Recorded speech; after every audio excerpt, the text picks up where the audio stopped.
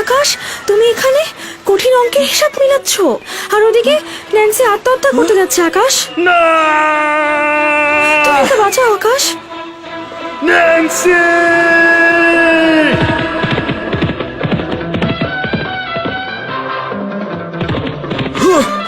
Nancy!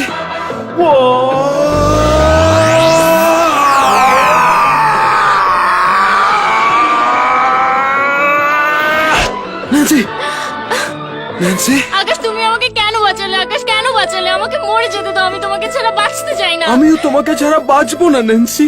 আমি চিন্তা করেছি আমি তোমার জন্য আমার একটি কিডনি বিক্রি করে দেব।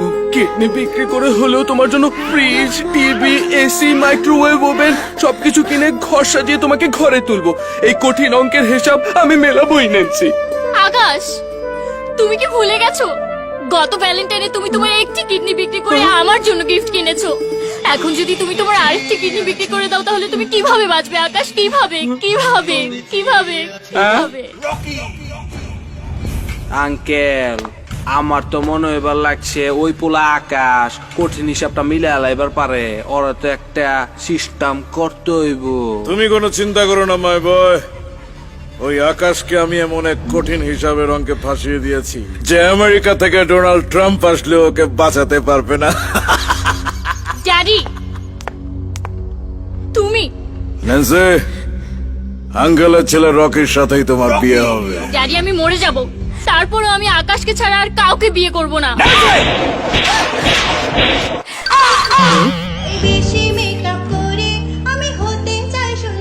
নিয়মিত ব্যবহার করুন ম্যাজিক মেকআপ। আমার জীবন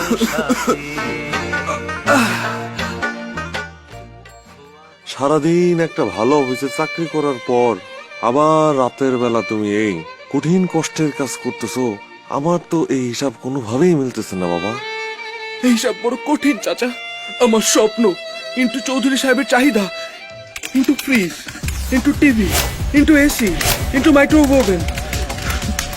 এইসব বড় কঠিন চাচা। চাচা, চাচা, দর্শক, এবার আপনারাই বলুন এই ভয়াবহ কঠিন হিসাবের শেষ কোথায়? এমন কঠিন হিসাবের অঙ্কের প্যাচে পড়লে আপনি কি করতেন? প্রথম পর্বটি আবার দেখতেন? তৃতীয় পর্বের অপেক্ষা করতেন? নাকি নিজেই কোনো সলিউশন কমেন্টে লিখে দিতেন?